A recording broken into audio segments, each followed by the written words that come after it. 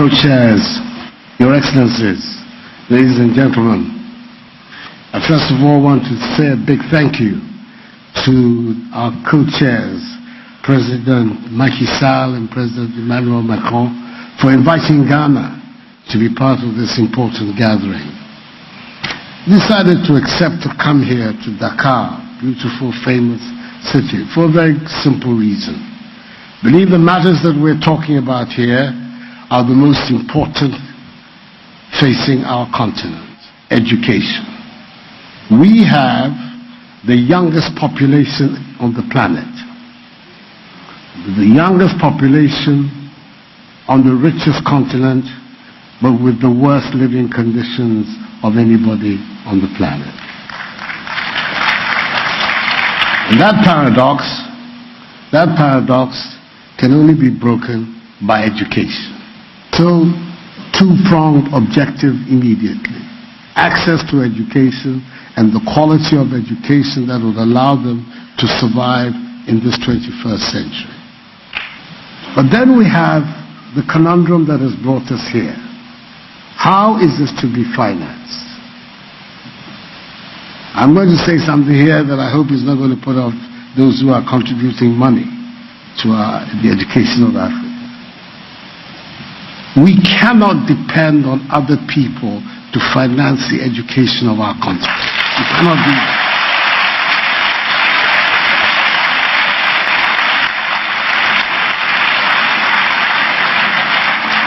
I'm saying that not to turn my back or turn my nose or to be ungrateful to all these very important and noble people who have committed themselves to helping. No.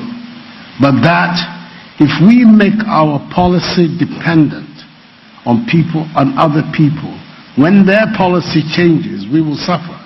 But if we make the policy for ourselves,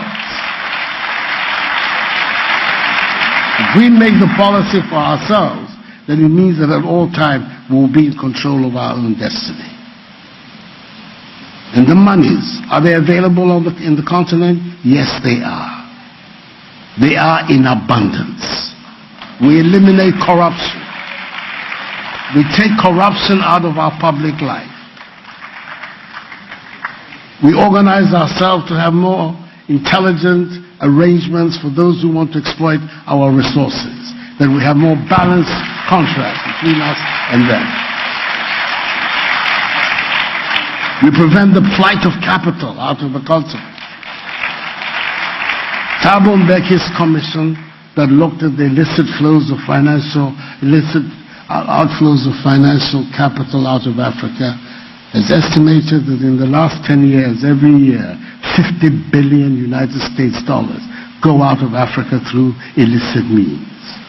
Can you imagine what those monies, if we had our eyes open and we were not complicit in that illicit outflow, what it would mean for the capacity of our nation to be able to.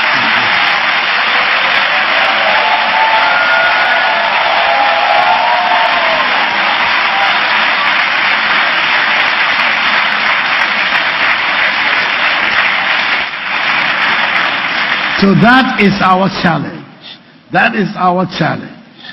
How we can organize ourselves to make sure that the wealth, the huge wealth of this great continent, at least for the first time in modern history, is used on behalf of the people of the continent and not those outside.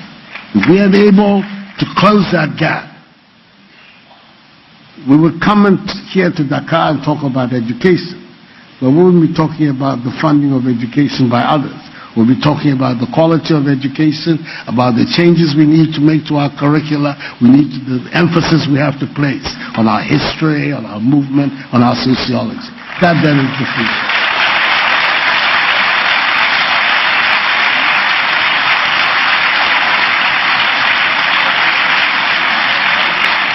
So that I am not misunderstood. All those who will be making the pledges, please, it's all.